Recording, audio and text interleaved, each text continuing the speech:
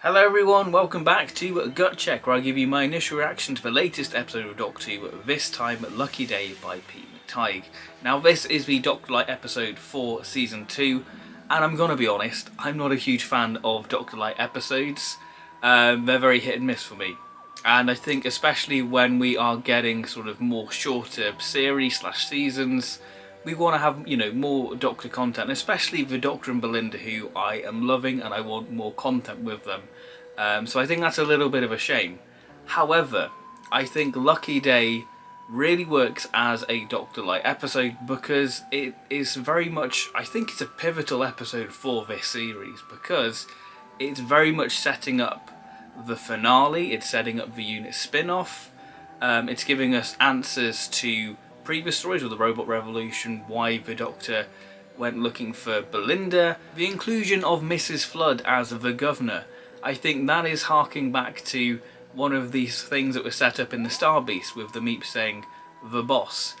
Is Mrs. Flood the boss? I think this is what this story is sort of hinting towards. So with that being said, I think that it is a very important episode setting up the sort of whole sort of unit sort of downfall in a way with the lies and sort of the distrust with the public. So I think that it is a very pivotal episode with some of the themes we're going to see in future episodes. But that being said, what did I actually think of Lucky Day? Lucky Day for me was really surprising with how much I enjoyed this story. Now going into it there was a lot of speculation that this could be a little wink and nod back to Rose to celebrate 20 years of the new series. It wasn't. It was very much a little bit of set dressing there with the plastic dummies. We did get a Series 1 location used from The Empty Child, which, yeah, it doesn't really count. But I think for me, this story, written by Pete McTighe, who is very much a fanboy writer, doing the collection trailers, I was expecting a few more little Easter eggs within this story, especially when we have like the unit vault. But that being said, we did get the return of Think Tank from Robot, that sort of organisation there with Conrad being part of it. So I think that was a nice thing to bring back into the revival, and I think the themes brought up within this story are very topical. Having a group of people online forming these groups and creating their own little echo chamber and collaborating and sort of twisting these narratives and point and blame at the wrong people, I think is really a very interesting theme to sort of play with, and I think it is very topical in the age of sort of fake news and sort of how hatred can sort of spread and misinformation. I think that is really quite a key thing to sort of play with and very topical for 2025, and sort of that being disguised as this sort of podcast where misinformation can spread, led by Conrad Clark. Now Conrad is such an interesting character, with him encountering the Doctor from a young age and becoming obsessed and starting a podcast, and that's how he meets Ruby. And this story is very much Love and Monsters but for 2025, and I think that this story does something different to Love and Monsters. I think Love and Monsters, at the heart, it's about Doctor Who fandom. This, I guess, is a little bit about sort of Doctor Who fandom in a way that it can turn sour and nasty in places. But I think Conrad is such a fascinating character, and Jonah, who played him, does a brilliant job bringing that sort of bumbly, sweet, innocent guy to life. Just this ordinary guy, but actually has a very secret agenda, and that switch, was magnificent, and what a real nasty piece of work. And I think one of my favourite moments for this story is his encounter with the Doctor at the end, and I think this is where we get to see a more sort of darker, manipulative side of the Doctor. I think Ncuti does tremendous how cold he is with him going, yeah, you're going to die in a cell cold and alone, and I think that is just brilliant that we see the sort of dark manipulation side of the 15th Doctor.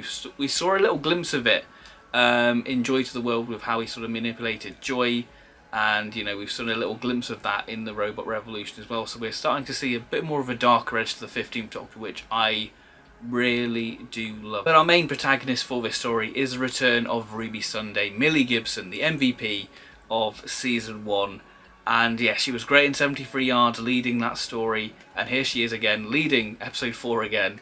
And yeah, what a brilliant job. I think Ruby as a character, I think we left on an interesting place, because obviously with the conclusion of Empire of Death, with the whole revelation of her mom and all that, and why she was named after that, I think a lot of people kind of probably soured on Ruby as a character. But I have to say, this story just shows Ruby works. I feel like this is kind of controversial to say. I think Ruby works better without the Doctor.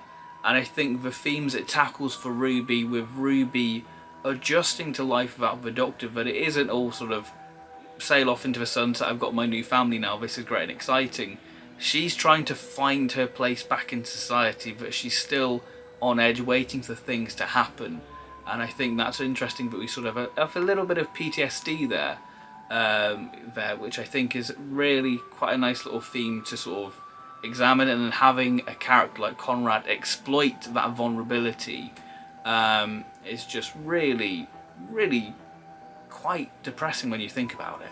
Talking about dark and depressing, Kate Stewart, with the moment with the shriek, with what she does with Conrad, which I think was a little bit justified, and I think that this is really fascinating as well, what we sort of see more of a moral sort of grey area, but it's a bit morally ambiguous with Kate, and I think that this is Gemma Redgrave's best performance as Kate Stewart. You know, that Gemma Redgrave was actually given some more meatier stuff to perform, which is kind of crazy to think when she's been a big part of Revival Doctor Who since 2012, which I don't want to think how long that's been, because that'll make me feel really old, and then I feel really old already because 2007 is technically sort of historical now.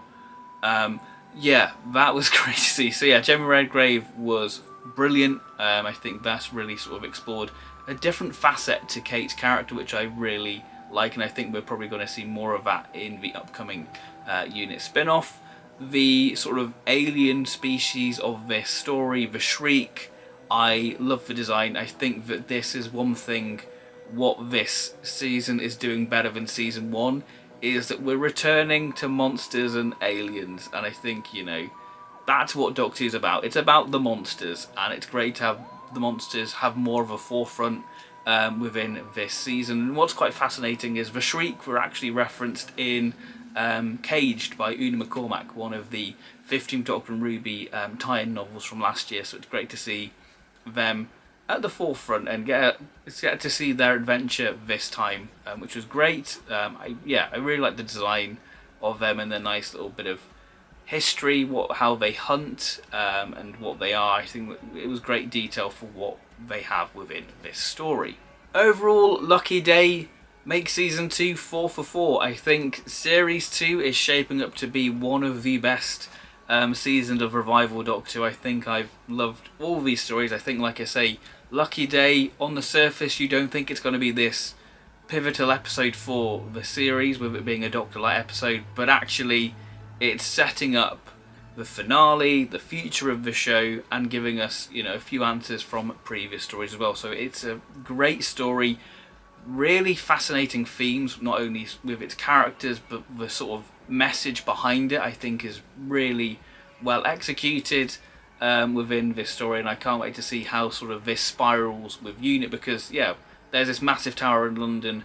Wouldn't you question what's that there for? What does Unit actually do? So I think it's interesting that we're tapping into that, making that Unit aren't this secret organisation anymore. They're very much, you know, they're not sort of saving the home counties. They're in London with this massive skyscraper. Of course, that's going to draw attention to the organisation itself. So I think that's a really fascinating thing to put a spin on in an age of misinformation and fake news. So yeah, I think this is really interesting to see how that will play out in the finale.